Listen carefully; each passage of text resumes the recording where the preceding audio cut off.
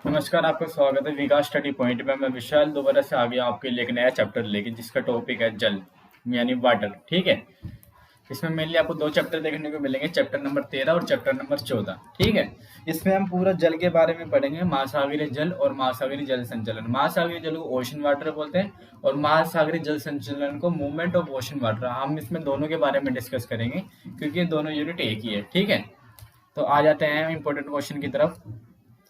महासागरीय जल में हम पहले चैप्टर नंबर 13 की बात करेंगे। महासागरीय जल में 2 अंक वाले प्रश्नों पर हम ध्यान देंगे।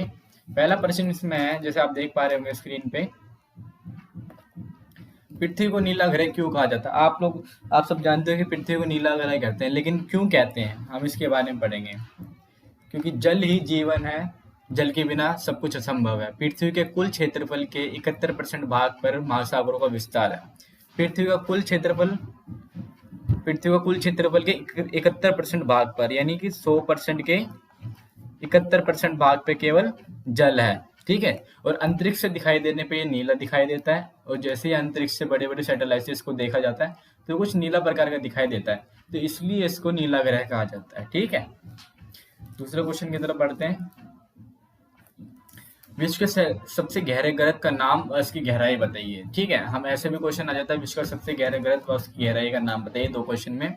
तो विश्व का सबसे गहरा ग्रह का नाम है मेरियाना ग्रह, और इसकी गहराई कितनी है? इसकी गहराई है 11,000 से 3300 मीटर। ठीक है, आपको याद रखनी है कि विश्व का सबसे गहरा ग्रह का नाम है मेरियाना ग्रह और इसकी गहराई है 1133 मीटर। बढ़ते हैं तीसरे नंबर क्वेश्चन की तरफ। विश्व की सबसे अधिक लवणता, लवणता का मतलब आप जानते हो, खारी लवणता वाली झील व सबसे अधिक लवणता वाला सागर कौन सा है? यानी कि हमारे विश्व के अंदर सबसे अधिक खारी झील व सबसे अधिक खारा सागर कौन सा है? ठीक है, दोनों में से कोई सा भी क्वेश्चन आ सकता है, तो दोनों को ही हम ध्यान में रखेंगे। तो पहला है विश्व की सबसे अधिक लवणता वाली झील, वो है वान झील, जो कहाँ है? टर्की में, और इसकी लवणता कितनी है? 333 ग्राम प्रति किलोग्राम। ठीक है, आपको याद रखना है ये। विश्व के सबसे अधिक लवणता वाला सागर झील होगी, सागर है मृत सागर। ठीक है, याद रखना, मृत सागर 238 ग्राम प्रति किलोग्राम। ये कुछ इंपॉर्टेंट क्वेश्चन है, अगर इन पे आप ध्यान दे लेते हैं तो आप अच्छा स्कोर कर पाएंगे। अब बढ़ते हैं 3 अंक वाले प्रश्न की तरफ। ठीक है, 3 अंक वाला प्रश्न है, जल चक्र क्या है? चित्र सहित बताओ। ऐसा प्रश्न बहुत बार देखने को मिलता है एनुअल एग्जामिनेशन में कि जल चक्र क्या है, तथा इसको चित्र सहित बताओ। तो जल चक्र करोड़ों वर्षों से पृथ्वी पर कार्यरत एक चक्र है। इसका मतलब है जो जल चक्र है वो करोड़ों वर्षों से, जब से हमारी पृथ्वी का निर्माण हुआ है, पृथ्वी पर यानी कि हमारी जो अर्थ है उस पर कार्यरत यानी कार्य कर रहा है एक चक्र के रूप में। ठीक है, इसमें क्या होता है? इसमें जल अपनी अवस्था तथा स्थान निरंतर बदलता रहता है।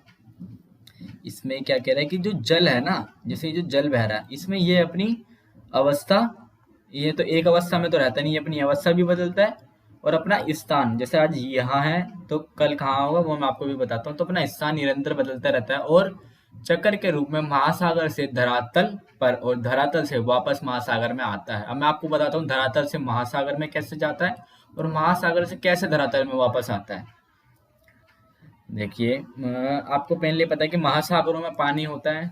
ठीक है, और ये पानी सूर्य से वाष्प होके, जैसे आप चित्र में देख पा रहे होंगे, सूर्य से वाष्प होके इन बादलों का निर्माण होता है। ठीक है, बादलों का निर्माण होकर जैसे जैसे बादल आगे बढ़ते हैं, तो ये जैसे बादलों में पानी बहुत ज्यादा हो जाता है तो वो पहाड़ों पे जाके वर्षा कर देते हैं। ठीक है, वर्षा करने से पहाड़ों से जो नदियां बह रही है, नदियों के थ्रू पानी दोबारा सागरों में आ जाता है। तो इस तरह से ये जल चक्र बहता रहता है।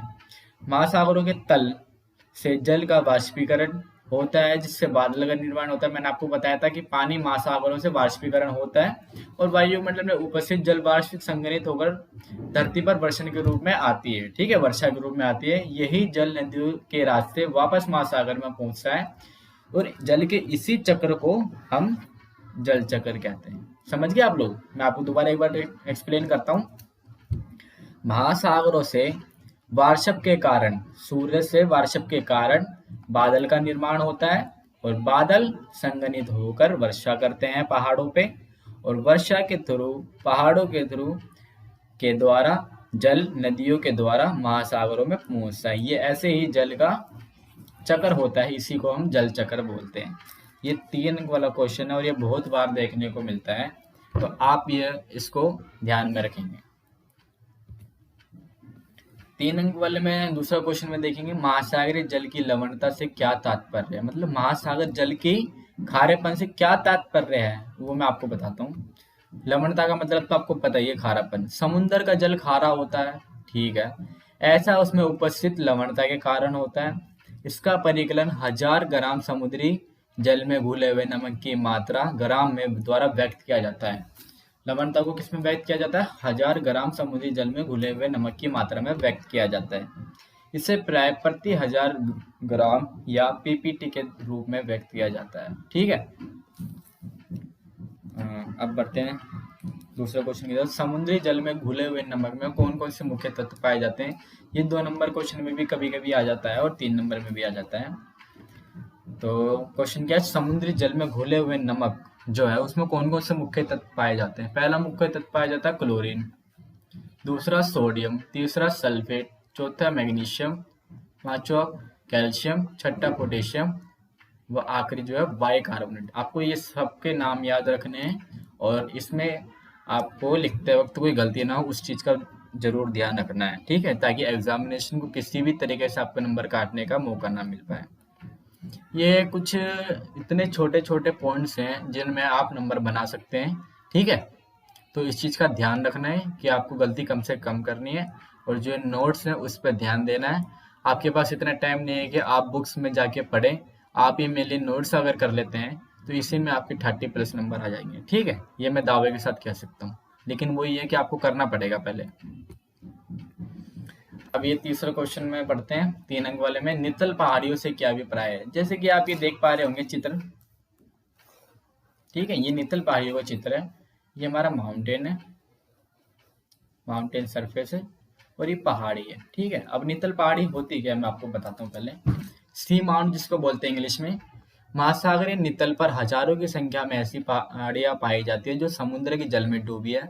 मतलब ऐसी पहाड़ियां जो समुद्र के जल में डूबी है, मतलब जो समुद्र के अंदर है, ठीक है, जिनका शिखर नितल से यहाँ से 1000 मीटर से अधिक ऊपर उठा होता है, उन्हें समुद्री पर्वत यानी इनको समुद्र का पर्वत भी बोलते हैं, नितल पहाड़ियां भी बोलते हैं, ठीक है। जबकि सपाट शीर्ष वाले पर्वत को गायट कहते हैं, मतलब जिनका शीर्ष ये जो होता है ना ये सपाट होता है बिल्कुल सीधा, उनको गायट कहते हैं। इन सभी आकृतियों का निर्माण ज्वालामुखी प्रक्रिया द्वारा होता है और सबसे अधिक नितल पहाड़ियां प्रशांत महासागर में होती है। ये क्वेश्चन में पूछ लिया जाता है कि नितल पहाड़ियों का निर्माण कैसे होता है, तो ज्वालामुखी प्रक्रिया द्वारा निर्माण होता है। सबसे अधिक जो नितल पहाड़ियां वो प्रशांत महासागर में पाई जाती है। अब बढ़ते हैं 5 नंबर अंक की तरफ, ठीक है, पहले क्वेश्चन की तरफ बढ़ते हैं। समुद्र से नीचे जाने पर तापमान के किन परतों का सामना करना पड़ेगा? गहराई के साथ तापमान में विभिन्नता क्यों आती है? जैसे कि आपको पता है कि अगर हम पृथ्वी के अंदर की ओर जाते हैं तो हमें तापमान का अलग अलग मतलब तापमान बढ़ता रहता है, वो आपको पता है क्यों बढ़ता रहता है। और जैसे ही हम आसमान की तरफ जाते हैं ऊपर की तरफ तो तापमान घटता रहता है। तो हम देखते हैं समुद्र में हजारों प्रकार के जीव जंतु व अन्य तत्व समाहित है। मतलब समुद्र में हजारों प्रकार के जीव जंतु हैं, ऐसे बहुत सारे जीव जंतु जो समुद्र में ही रहते हैं, आपको पता ही है, और अन्य तत्व समाहित है। और ऐसे बहुत सारी प्रजातियां हैं वनस्पति जो समुद्र में पलती है वहीं खत्म होती है। ऐसी बहुत सारी प्रजाति, वो आप आगे पढ़ोगे ना तब आपको पता चलेगा, जो कि समुद्री तापमान के द्वारा प्रभावित होते रहते हैं। समुद्र में अलग अलग स्टेट में अलग अलग आपको तापमान देखने को मिलेगा, ठीक है। जैसे जैसे हम समुद्र की गहराई की ओर बढ़ते हैं वैसे वैसे समुद्र तापमान में विभिन्नता आती रहती है। समुद्र में नीचे जाने पर निम्नलिखित परतों का सामना करना पड़ता है, ठीक है। अब मैं आपको बताता हूँ समुद्र के नीचे जाने में हमें किन परतों का सामना करना पड़ता है। मेनली हमारे सामने 3 परतें हैं, 1 2 3। हम विस्तार से जानेंगे। अब प्रथम स्तर, प्रथम परत भी कह सकते हैं इसको आप, फर्स्ट लेवल। यह महासागरीय जल का सबसे ऊपरी गर्म स्तरीय प्रदर्शित करता है, ठीक है। ये महासागरीय जल के सबसे ऊपरी भाग है। इसकी मोटाई लगभग 500 मीटर है। यहाँ तापमान 20 डिग्री सेल्सियस से 25 डिग्री सेल्सियस के मध्य रहता है। तो आपको पता चल गया जो पहला फर्स्ट लेवल है वो कहाँ तक है, 500 मीटर तक है, और यहाँ पे जो तापमान मिल नहीं पाया जाता है वो 20 डिग्री सेल्सियस से 25 डिग्री सेल्सियस के मध्य रहता है। अब बढ़ते हैं दूसरे स्तर की तरफ। यहाँ थर्मोकोलिन या ताप प्रवणता कहलाता है। ये जो स्टेट है ये थर्मोकोलिन या ताप प्रवणता कहलाती है। इसकी विशेषता गहराई बढ़ने के साथ तीव्र गति से तापमान भी घटता है इसमें, ठीक है। जैसे इसमें गहराई बढ़ती है तो इसमें तापमान भी घटता है, ठीक है। इसकी मोटाई 500 से लेकर 1000 मीटर तक होती है। तीसरा स्तर, यह स्तर बहुत अधिक ठंडा होता है तथा गंभीर सागरीय तली तक विस्तृत होता है, मतलब ये एंड तक जाता है, ठीक है। अटलांटिक वर्तों में सतही जल का तापमान 0 डिग्री सेल्सियस के निकट होता है, जो सतही से गंभीर महासागरीय मैदान तक विस्तृत होती है। इसमें ऊष्मा सीधे सूर्य से प्राप्त नहीं होती बल्कि संचलन द्वारा निचले भागों को प्राप्त करती है। यह ऐसे कह रहा है कि इसमें जो ऊष्मा है वो सूर्य से नहीं मिलती इसको, क्योंकि ये तो बहुत नीची परत है। सूर्य की जो परत होती है तो ये फर्स्ट तक ही आ पाती है, ठीक है। इसका जो संचलन जो होता है ना वो निचले भागों से होता है, ठीक है। जैसे कि आप समझ गए होंगे ये क्वेश्चन।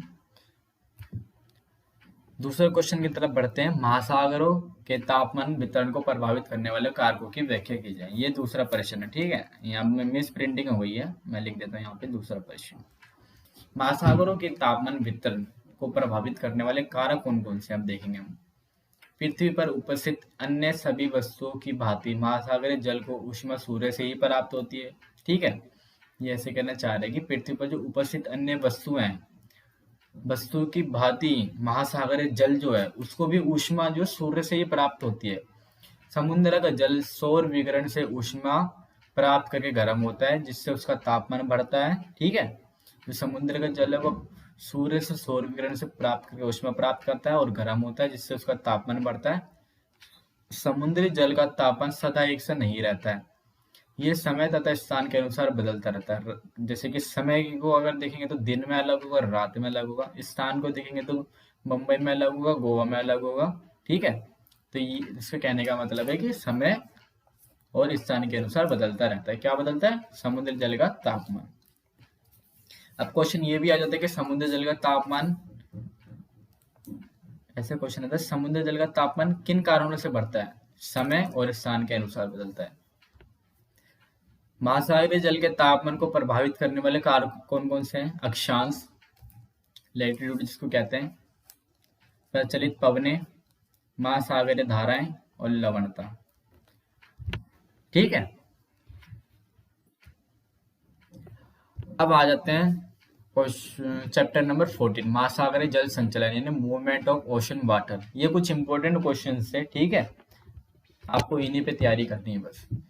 अब चैप्टर नंबर 14 यानी पार्ट नंबर 14, 2 अंक वाले प्रश्न की तरफ ध्यान देंगे। समुद्री तरंगे क्या है, ठीक है। समुद्री तरंगे वास्तव में जल की वह स्थिति जिसमें जल एक ही स्थान पर ऊपर नीचे होता है, परंतु अपने स्थान को छोड़कर किसी अन्य स्थान पर नहीं जाता। केवल ऊर्जा का प्रवाह एक स्थान से दूसरे स्थान पे होता है। कहने का मतलब ये तरंगों से क्या मतलब है? समुद्री तरंगे वास्तव में वह स्थिति होती है जल की जिसमें जल जो है एक ही स्थान पर ऊपर नीचे होता रहता है, कहीं आगे या पीछे नहीं जाता। जैसे धाराएं होती है ना, धाराएं तो एक स्थान से दूसरे स्थान पे जाती है, अपने स्थान छोड़ के आगे जाती है, फिर वापसी पीछे आती है। जैसे कि आपने समुद्रों में भी देखा होगा कैसे धाराएं एक तरफ आती है और वापसी चली जाती है, लेकिन जो तरंगे होती है वो एक ही स्थान पे ऊपर नीचे होती रहती है, ठीक है। दूसरा क्वेश्चन है ज्वारभाटा उत्पन्न होने के क्या कारण है? ज्वारभाटा उत्पन्न होने के क्या कारण? इससे पहले आपको ये जानना चाहिए कि ज्वारभाटा है क्या एक्चुअली में। जैसे कि आपको पता है समुद्र का जल सदा एक सा नहीं रहता, ये नियमित रूप में दिन में 1 से 2 या 3 बार ऊपर नीचे उड़ता रहता है। समुद्र जल स्तर के ऊपर उठने को समुद्र, जैसे ये समुद्र का जल है, इसको ऊपर उठने को ज्वर और नीचे उतरने को भाटा कहते हैं। इसको ज्वर और इसको भाटा कहते हैं। अब आप समझ गए ज्वर भाटा क्या है। समुद्र का जल स्तर सदा एक सा नहीं रहता, यह नियमित रूप में दिन में 1 से 2-3 बार ऊपर नीचे उठता रहता है, ठीक है, जिसको हम लहरें भी बोलते हैं। और इसके जल स्तर के ऊपर उठने को, महासागर के जल स्तर के ऊपर उठने को ज्वर और नीचे उतरने को भाटा कहते हैं। अब जैसे कि आपको पता चल गया ज्वारभाटा क्या है, तो आप जानते हैं ज्वारभाटा उत्पन्न होने के क्या कारण है। ज्वारभाटा की उत्पत्ति का कारण चंद्रमा, सूर्य तथा पृथ्वी की पारस्परिक गुरुत्वाकर्षण शक्ति है। यानी जब चंद्रमा, सूर्य व पृथ्वी का गुरुत्वाकर्षण होता है उसके कारण ज्वारभाटा उत्पन्न होते हैं।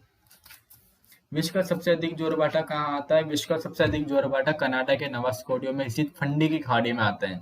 ये बहुत बार क्वेश्चन पूछे जाते हैं, तो आपको ध्यान रखना है इन क्वेश्चन पे, ठीक है? ये बहुत इंपॉर्टेंट क्वेश्चन है। महासागरीय जल संचालन के 3 अंक वाले क्वेश्चनों की तरफ हम ध्यान देंगे। यह क्वेश्चन एनुअल टर्म में बहुत बार पूछा जाता है, हर बार देखने को मिलता है। तरंगे एवं धाराओं में अंतर स्पष्ट कीजिए, ठीक है? तरंगों का जल ऊपर नीचे होता है तथा आगे पीछे हिलता है, लेकिन अपने स्थान छोड़कर आगे नहीं बढ़ता। समझ गए आप लोग? जो तरंगे का जल है वो ऊपर नीचे तो होता है और आगे पीछे होता है, लेकिन अपने स्थान पे होता है, कहीं आगे पीछे नहीं जाता, ठीक है? और धाराओं में क्या होता है? धाराओं में जल अपना स्थान छोड़ के आगे बढ़ता है। मैंने आपको पहले बताया था, धाराओं में जल जो होता है अपना स्थान छोड़ के आगे होता है या पीछे बढ़ जाता है। दूसरा पॉइंट देखेंगे, तरंगे केवल जल तल तक ही सीमित रहती है, ठीक है? धारा पर्याप्त गहराई तक प्रभावकारी होती है। धारा स्थायी पवनों के प्रभाव से चलती है, ठंडे तटों को गर्म कर देती है। धारा पर्याप्त गहराई तक प्रभावकारी होती है, मतलब धारा जो होती है गहराई में भी चली जाती है। और धारा स्थायी पवनों के प्रभाव से चलती है, जैसे यहाँ पे पवन होती है उसी के अकॉर्डिंग धाराएं भी होती हैं। अगर पवन बहुत तेज से चल रही है तो धाराएं बहुत ज्यादा उछलेगी, पवन अगर धीरे चल रही है तो धाराएं बहुत कम होगी, ठीक है? ठंडे तटों को गर्म कर देती है, कैसे? क्योंकि जब पवन तेज चलेगी तो जहाँ पे तट गर्म है, जहाँ पे पानी गर्म है, वो धाराओं के रूप में ठंडे तटों की तरफ बढ़ेगा और वहां उसको गर्म कर देगा। तीसरा पॉइंट देखेंगे, तरंगों का वेग वायु के प्रचलन पर निर्भर करता है। मतलब जो तरंगे जो चलती है वायु के प्रचलन पर निर्भर करती है। और धारा सदैव विशालाकार को होती है, इनके मिलने वाले क्षेत्र मछलियों से भरे होते हैं। मतलब ये जिस क्षेत्र में मिलते हैं वहां मछलियां बहुत अधिक होती है। अब आप जानते हैं मछलियां क्यों अधिक होगी? क्योंकि जब पूरा पानी ये लेके बहेगी तो उसमें मछली सब चीज इसको लेके बहती है। लेकिन जो तरंगे होती है, तरंगे तो बस अपने स्थान पे ऐसे हिलती जुलती रहती है, तो वो इतना वो नहीं होता। तरंगों का आकार जल की गहराई पर निर्भर करता है। मतलब तरंगों का आकार कैसा होगा ये किस पे डिपेंड करेगा कि जल कितनी गहराई तक है। और धारा सदैव स्थायी होती है, निरंतर निश्चित दिशा में बहती है। कहने का मतलब है धारा हमेशा स्थायी होती है और निरंतर निश्चित दिशा में ही बहती है, अनिश्चित दिशा में नहीं बहती है। तरंगे स्थायी होती है, सदा बनती बिगड़ती रहती है। मतलब तरंगे को क्या है, अभी बन गई अभी बिगड़ गई, लेकिन जो धाराएं होती है वो लंबे समय तक चलती है, कहने का मतलब है, ठीक है? तो इसको देख लीजिएगा। वैसे भी अगर आप 3 नंबर क्वेश्चन आता है तो आप इसको सिर्फ 3 पॉइंट्स लिख सकते हैं, लेकिन आपको 4 पॉइंट्स कम से कम याद होने चाहिए, जिससे अगर आप एक पॉइंट भूल भी जाते हैं तो आपको वो याद आ जाता है बाद में, ठीक है? ये क्वेश्चन भी बहुत बार देखने को मिलता है 3 अंक में। ज्वारभाटा नौ संचालन। नौ संचालन को क्या मतलब है? यानी नाव का संचालन जो होता है, नौ संचालन को किस प्रकार प्रभावित करता है? ये इस चैप्टर का मान लो कि इम्पोर्टेंट क्वेश्चन है। वीवीआई तो नहीं बोलूंगा, लेकिन इसको इम्पोर्टेंट क्वेश्चन है, 3 नंबर में ये पूछा जाता है कभी कभार। ज्वारभाटा नौ संचालन से कैसे संबंधित है? ऐसे भी पूछ लिया जाता है क्वेश्चन बदल के, तो मतलब एक ही है इनका। नद मुखो यानी जो रिवर माउथ, नदी के जो मुख होते हैं पर स्थित बंदरगाह, तो आप जानते ही हैं क्या होता है बंदरगाह, जहाँ पे नाव रुकती है जाती है, जहाँ पे सामान की ढुलाई होती है, नाव में सामान उतारा जाता है। एक तरीके से ये नाव का स्टेशन मान लीजिए, बंदरगाह तक साधारणतः जहाज नहीं पहुंच सकते। मतलब जो जहाज होते हैं ना वो बंदरगाह तक आसानी से नहीं पहुंच पाते, वो जल में ही रहते हैं। लेकिन मैंने आपको बताया था ज्वर और भाटा, ये देखिए मैं आपको यहाँ समझाता हूँ। जैसे मान लीजिए ये बंदरगाह है, ठीक है, ये ऊंचाई पे होते हैं थोड़ी, और ये महासागरीय जल है। अब जो जहाज होता है वो सिर्फ यहीं तक ही पहुंच पाता है, वो भारी होने के कारण यहाँ तक नहीं पहुंच पाता। लेकिन मैंने आपको बताया था ज्वर से जल की मात्रा इतनी अधिक हो जाती है कि जहाज बंदरगाह तक सुगंध से पहुंच जाते हैं। कैसे? अब जैसे यहाँ पे ये धाराएं चल रही हैं, जैसे इसमें ज्वर आएगा तो जहाज की ऊंचाई ऊपर उठेगी और भाटा आएगा तो नीचे होगी। तो इसी के कारण ज्वर भाटा से ही जो जहाज है वो सुगंधित पहुंच पाते हैं बंदरगाह तक, और माल उतारने के बाद गहरे सागर में वापस आ जाते हैं भाटा के कारण। जैसे जहाज यहाँ खड़ा तो अगर ज्वर आएगा भाटा के थ्रू वो वापसी ले जाएगा उसको, ठीक है? जैसे उसको जहाज को छोड़ना चाहेंगे तो वापसी चले जाता है। इस प्रकार ज्वर भाटा के कारण ही हुगली नदी तथा टेम्स नहीं पर क्रमश कोलकाता तथा लंदन जैसे बंदरगाह बन पाए हैं। ठीक है, बंदरगाह इसी वजह से बन पाए हैं जोरभाटा से ही। इनका दोनों देशों के साथ साथ विश्व में भी महत्वपूर्ण स्थान है। जोरभाटा बहुत ही ज्यादा इंपॉर्टेंट है नौ संचालन के लिए। अब बढ़ते हैं 5 नंबर अंक की तरफ। ठीक है, पहला क्वेश्चन, महासागरीय धारा जो मैंने आपको अभी बताया था उनका गहराई तथा तापमान के आधार पर वर्गीकरण यानी बांटने के लिए क्या रही है। तो गहराई के आधार पर महासागरीय धाराओं का वर्गीकरण करते हैं। पहला है सतही धारा तथा ऊपरी धारा, सरफेस करंट्स। महासागरीय जल का 10% भाग सतही जल धारा के रूप में है। ये धाराएं महासागरों से 400 किलोमीटर की गहराई तक उपस्थित है। ठीक है, जो महासागरीय जल का 10% भाग है वो सतही जल धारा के रूप में है और ये 400 मीटर की गहराई तक ही आपको मिल पाता है। और ये दूसरी है गहरी धारा, डीप करंट्स। महासागरीय जल का 90% जो भाग है वो गहरी जलधारा के रूप में है। ये जलधारा महासागर के घनत्व व गुरुत्वाकर्षण की विभिन्नता के कारण बहती है। मतलब 10% भाग ऊपरी, 90% भाग निचली है। ठीक है, कहने का मतलब है। अब तापमान के अकॉर्डिंग इसको बांट लेते हैं महासागरीय धाराओं को, गर्म धारा है और ठंडी धारा है। कितना सिंपल है, गर्म धारा है, ठंडी धारा है।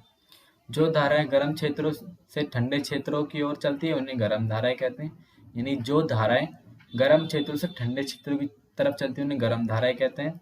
यह प्राय भूमध्य रेखा से ध्रुव की ओर चलती है। इनके जल का तापमान मार्ग से आने वाले जल को तापमान से अधिक होता है, अतः यह धारा जिन क्षेत्रों में चलती है वहां का तापमान बढ़ जाता है। गाल की स्ट्रीम इसका एक उदाहरण है। आप इसका उदाहरण भी दे सकते हैं, इससे जो एग्जामिनेशन है उस पर बहुत अच्छा आपका प्रभाव पड़ेगा और वो आपका एक भी नंबर नहीं काटेगा। ठीक है, ठंडी धाराएं। अब जैसे ऊपर जो है उसी का आपको चेंज करना है। जैसे ऊपर जो है गर्म धारा, जो धारा गर्म क्षेत्र से ठंडे क्षेत्र की ओर चलती है उन्हें गर्म धाराएं कहते हैं। तो इसमें क्या है, जो धारा ठंडे क्षेत्र से गर्म क्षेत्र की ओर चलती है उन्हें ठंडी धाराएं कहते हैं। ये प्राय ध्रुव से भूमध्य रेखा की ओर चलती है। सेम वही है, आपको बस उल्टा कर देना है। इनके जल का तापमान रास्ते में आने वाले जल के तापमान से कम होता है, अतः यह धारा जिन क्षेत्रों में चलती है वहां का तापमान घट जाता है और यहाँ पे बढ़ जाता है। ले बाट और ठंडी धारा इसका एक उदाहरण है। बहुत बहुत बहुत आपको सिंपल भाषा में हमने प्रोवाइड करने की कोशिश की है। ठीक है, अब आ जाता है तरंगों की विशेषताएं बताएंगे। तरंगों की निम्नलिखित विशेषताएं होती हैं। ठीक है, तरंग शिखर है वृत्त, तरंग की ऊंचाई, तरंग आयाम, तरंग काल, तरंग दैर्घ्य, तरंगत गति, वेव स्पीड। ठीक है, मैं आपको इनको डिटेल के बारे में बताता हूँ डिटेल से। तरंग शिखर एवं वृत्त किसे कहते हैं? एक तरंग के उच्चतम एवं निचतम बिंदुओं को क्रमश शिखर एवं वृत्त कहते हैं। जो तरंग चलती है उसके उच्चतम और निचतम बिंदु को जो होती है उसको क्रमश क्या बोलते हैं? शिखर व वृत्त बोलते हैं। ये दोनों अलग अलग है। एक तरंग के उच्चतम को हम शिखर बोलते हैं और निचतम को हम वृत्त बोलते हैं, याद रखना आपको। ठीक है, तरंग की ऊंचाई, वेव हाइट, ये तरंग के गर्त एवं शिखर की ऊर्ध्वाधर दूरी है। मतलब तरंग की ऊंचाई कितनी, ये किस पे डिपेंड करता है? तरंग के शिखर पे। जैसे जो तरंग की शिखर जो होती है और तरंग की गर्त पे प्रभाव करता है कि तरंग की आखिरकार ऊंचाई कितनी है। तरंग आयाम, ये तरंग की ऊंचाई का आधा भाग होता है। जैसे ये पूरी इसकी ऊंचाई है और जिसका जो आधा भाग होगा वो तरंग आयाम होएगा। ठीक है, तरंग काल, वेव पीरियड, ये तरंग एक निश्चित बिंदु से गुजरने वाले दो लगातार तरंग शिखरों या गर्तों के बीच का समय अंतराल है। क्या कह रहा है? ये तरंग काल एक निश्चित बिंदु से गुजरने वाले दो लगातार तरंग शिखरों या गर्तों के बीच का समय है। मतलब जो एक निश्चित बिंदु से जो तरंग गुजरती है ना दो बार, उसका जो समय रहता है उसको तरंग काल बोलते हैं। तरंग दैर्घ्य, वेव लेंथ, ये लगातार दो शिखरों या गर्तों के बीच की क्षैतिज दूरी है। अब मैंने आपको बताया था शिखर किसे कहते हैं और गर्त किसे कहते हैं। ये लगातार दो शिखरों की बात हो रही है, दो शिखरों की गर्त के बीच की क्षैतिज दूरी को तरंग दैर्घ्य बोलते हैं। ठीक है, अब आखिरी जो है वो तरंग गति। जल के माध्यम से तरंग की गति करने के दर को तरंग गति कहते हैं। ये नाट में मापा जाता है। ये किस में मापा जाता है? नाट में। अब आप इस चित्र को समझिए, ये एक चित्र। ठीक है, ये तरंगे हैं। तरंग गर्त, जो नीचे वाला साइड है तरंग गर्त है और ऊपर वाला तरंग शिखर है। जो इन दोनों के बीच की ऊंचाई होती है ना इसको तरंग दैर्घ्य बोलते हैं। ये तरंग की ऊंचाई हो गई, ये तरंग दैर्घ्य हो गया, ये तरंग दैर्घ्य हो गया। ठीक है, चलते हैं, बढ़ते हैं अगले चैप्टर, अगले क्वेश्चन की तरफ। ये इस चैप्टर का सबसे इम्पोर्टेंट क्वेश्चन है, ठीक है। ये 5 नंबर पे पूछा जाता है हर बारी। ज्वारभाटा क्या है, इसके प्रमुख प्रकार बताइए तथा इसके महत्व का वर्णन कीजिए। मतलब ज्वारभाटा क्या है, इसका प्रकार बताइए, कितने प्रकार के हैं ये, और इसके महत्व को दर्शाइए। ये 5 नंबर में क्वेश्चन पूछा जाता है ऐसे कैसे। समुद्र का जल स्तर सदा एक सा नहीं रहता, यह नियमित रूप से दिन में 2 बार ऊपर उठता है तथा नीचे उतरता है। समुद्र जल स्तर के ऊपर उठने को ज्वर तथा नीचे उतरने को भाटा कहते हैं। मैंने आपको पहले ये बताया था, ऊपर उठने को ज्वर और नीचे उतरने को भाटा कहते हैं। तथा पूर्णमासी तथा अमावस्या के ज्वर की ऊंचाई अन्य दिनों की अपेक्षा 20% अधिक होती है। यह महीने में 2 बार होती है। समझिए। ज्वारभाटा के प्रकार, टाइप्स ऑफ टाइड्स। ज्वारभाटा को टाइड्स बोलते हैं। ज्वारभाटा को उसकी आवर्ती तथा ऊंचाई के आधार पर वर्गीकृत किया जाता है। आवर्ती के आधार पे और ऊंचाई के आधार पर। आवर्ती के आधार पर देखेंगे कैसे, अर्धदैनिक ज्वर, दैनिक ज्वर, मिश्रित ज्वर। अर्धदैनिक का मतलब है semi diurnal tide, diurnal tide, mix tide. अर्धदैनिक जो आधे दिन में होते हैं, दैनिक जो ज्वर जो रोज आते हैं, और मिश्रित जिनमें मिलाव होता है, 2 या 3 ज्वर का मिलाव उन्हें मिश्रित कहता है। अब ऊंचाई के आधार पर उच्च तथा वृहद ज्वारभाटा, निम्न तथा लघु ज्वारभाटा। लघु मतलब छोटा। ज्वारभाटा का महत्व क्या है, महत्व देखेंगे। पहला पॉइंट, नदमुखों पर समुद्री जहाज आसानी से प्रवेश कर पाते हैं। मैंने आपको पहले बताया था, नदियों के मुख पे आसानी से समुद्री जहाज प्रवेश कर पाते हैं, जैसे कोलकाता में हुगली नदी इसका उदाहरण है। मछली पकड़ने वाले नाविक भाटे के साथ समुद्र के अंदर जाते हैं और ज्वर के साथ बाहर आते हैं। ज्वर भाटे से तटीय नगरों की गंदगी व प्रदूषण साफ होता है। तो ये थे कुछ इंपोर्टेंट क्वेश्चन महासागरीय जल संचलन के ऊपर और महासागरीय जल के ऊपर। तो अगर आप ये इंपोर्टेंट क्वेश्चन देख लेंगे तो इसी में ही आपके 30 अबव मार्क्स आएंगे, ठीक है। Thank you so much. इस चैनल को लाइक, सब्सक्राइब और कमेंट करना अगर आपको कोई दिक्कत आती है तो। और जिसको नोट्स चाहिए हो वो स्क्रीन पे आ रखे नंबर पे व्हाट्सएप का मैसेज करें, ठीक है। Thank you so much.